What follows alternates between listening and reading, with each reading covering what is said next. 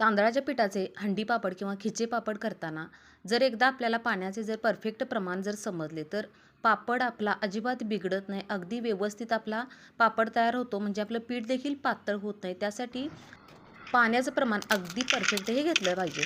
आता तुम्ही बघू शकताय की आवाजावरून लक्षात येत असेल की हे पापड अगदी कुरकुरीत आणि खुसखुशीत असे हे हंडी पापड किंवा खिचे पापड तयार झालेले आहेत. आणि तुम्ही या पापडाची साईज देखील बघू शकताय की तळलेला पापड आणि हा वाळलेला पापड तुम्ही बघू शकताय. अगदी तिप्पट चौपट हा पापड फुललेला आहे. तर त्यासाठी व्हिडिओ शेवटपर्यंत नक्की बघा. चॅनेलवर नवीन असाल तर चॅनेलला नक्की सबस्क्राईब करा.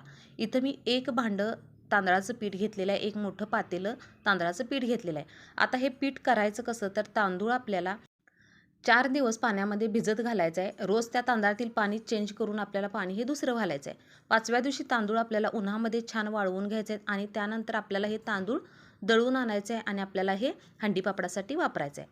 आता पाण्याचं प्रमाण बघूया. तर गॅसवर मी कढईमध्ये 2 भांडी हे पाणी घेतलेलं आहे. आपण ज्या भांड्याने पीठ घेणार त्याच भांड्याने आपल्याला 2 भांडी बरोबर पाणी घ्यायचं आहे. म्हणजेच जेवढं पीठ त्याच्या दुप्पट आपल्याला पाणी घ्यायचं आहे. आता यामध्ये मी चवीनुसार साधारण एक 1.5 चमचा मीठ घालून घेतलेलं आहे. त्यानंतर एक अर्धा चमचा आपल्याला यामध्ये पापडखार घालून घ्यायचं आहे. आता इथे मी एक 1.5 चमचा यामध्ये जिरे देखील घालून घेणार आहे आणि त्यानंतर 1 चमचा यामध्ये मी हिरवी मिरचीची पेस्ट घेतलेली आहे. साधारण एक मी 4 मिरच्या मिक्सरला बारीक करून घेतलेल्या होत्या. एक साधारण 1 चमचा आपल्याला यामध्ये मिरचीची पेस्ट घालून घ्यायची आहे. आता आपल्याला हे छान असं मिक्स करून घ्यायचं आहे आणि या पाण्याला आपल्याला उकळी काढून घ्यायची. गॅस सुरुवातीला फुल्ल करायचा आणि पाण्याला छान अशी उकळी काढून घ्यायची आणि उकळी आल्यानंतर आपल्याला गॅस पूर्णपणे लो करायचा आहे. छान असं आपण हे एकजीव करून घेतलेलं आहे आणि आता पाण्याला आपल्याला या उकळी काढून घ्यायची. उकळी आल्यानंतर आपल्याला गॅस पूर्णपणे लो करायचा आहे आणि त्यानंतर आपल्याला या गरम पाण्यामध्ये हे तांदळाचं पीठ घालून घ्यायचं आहे. एक भांडं तांदळाचं पीठ होतं तर त्याच भांड्याने आपल्याला दुप्पट यामध्ये पाणी घ्यायचं आहे. इथं सगळं मी पीठ अशा पद्धतीने घालून घेतलेलं आहे आणि अशा पद्धतीची माझ्याकडे ही लाकडी रवी आहे. सुरुवातीला या लाकडी रवीनेच मी थोडंसं हे पीठ मिक्स करून घेणार आहे. अगदी गॅस लो करायचा आणि आपल्याला छान असं एकसारखं थोडंसं पीठ या पाण्यामध्ये मिक्स करून घ्यायचं आहे. आता जरी तुम्हाला हे ओबडधोबड पीठ वाटत असेल तर आपल्याला नंतर याचे पापड तुम्ही बघू शकताय अगदी छान असे तिप्पट चौपड या पिठाचे पापड फुलून तयार होतात. आता अशा पद्धतीने मी थोडंसं रवीने मिक्स केल्यानंतर आता मी थोडं याला चमच्याने आता एकजीव करून घेणार आहे. पूर्णपणे आपल्याला गॅस लो करून सगळं हे पीठ छान असं आपल्याला एकजीव करून घ्यायचं आहे.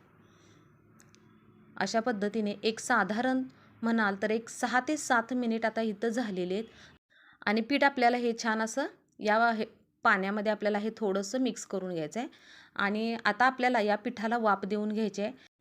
त्यासाठी या चमच्याला लागलेलं जे पीठ होतं ते देखील मी काढून घेणार आहे आणि त्यानंतर आता आपल्याला या पिठाला वाफ द्यायची आहे. गॅस आपला इथं लोच आहे आणि आपलं पीठ हे पूर्णपणे शिजलेलं नाही, फक्त आपलं पीठ हे ओबडधोबड आपण करून घेतलेलं आहे. आता गॅस लो करायचा आणि 4 ते 5 मिनिट आपल्याला या पिठाला वाफ द्यायची. झाकण ठेवायचं आणि 4 ते 5 मिनिट एक वाफ देऊन घ्यायची.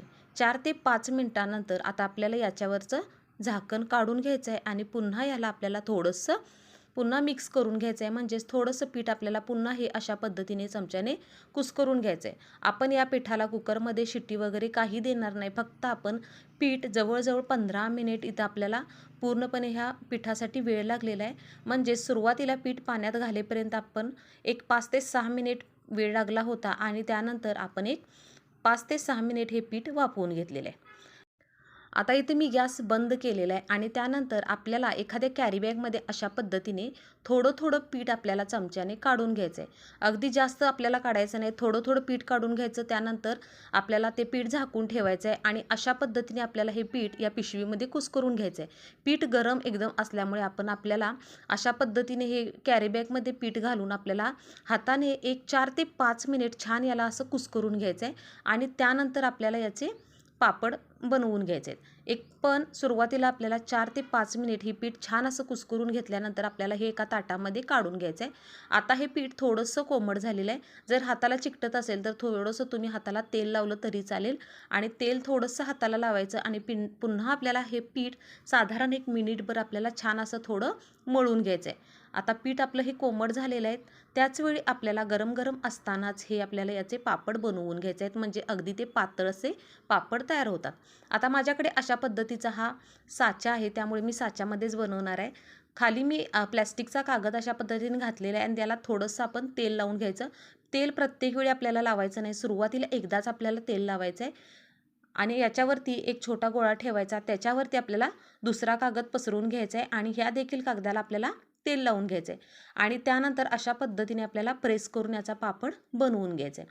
प्रत्येक वेळी तेल लावण्याची काही गरज नाही, सुरुवातीलाच फक्त एकदा तेल आपण थोडंसं लावून घ्यायचं आणि तुमच्याकडे जर साचा नसेल तर तुम्ही पोळपाटावर थोडं तेल लावून लाटला तरी चालेल, पण तेलाचा जास्त वापर करायचा नाही. अशा पद्धतीने मी उन्हामध्ये याला एक साधारण 2 दिवस वाळवून घेतलेलं आहे आणि 2 दिवस वाळवल्यानंतर तुम्ही बघू शकताय की अगदी छान असा आपला पापड हा तयार झालेला आहे.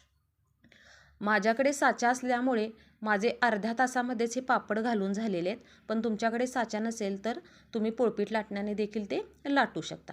आणि तुम्ही तेलात टाकल्यानंतर तुम्ही बघू शकताय की अगदी तिप्पट चौपट हा पापड फुललेला आहे. अगदी पटकन तेलामध्ये टाकल्यानंतर अगदी असा छान कढई भरून असा हा फुलून येतो. अगदी तिप्पट चौपट हा पापड झालेला आहे आणि एकदम असा पातळ झाल्यामुळे तो एकदम असा कुसकुशीत असा हा पापड तयार झालेला आहे. आपण इथं पीठ वाफवून फक्त घेतलेलं आहे. अजिबात आपण पीठ शिजवलेलं नाही किंवा कुकरच्या शिट्ट्या वगैरे काहीही काढल्या नाहीत. तरी देखील तुम्ही पापड बघू शकताय. अगदी तिप्पट चौपट हा खिचे पापड किंवा हंडी पापड आपला इथं तयार झालेला आहे आणि तुम्ही याची साईज देखील बघू शकताय की हा वाळलेला पापड आणि तळलेला पापड याची साईज देखील बघू शकताय. अगदी तिप्पट चौपट हा पापड तयार झालेला आहे आणि अगदी झटपट हे पापड तयार होतात. तुम्हाला मी एक मोडून दाखवते.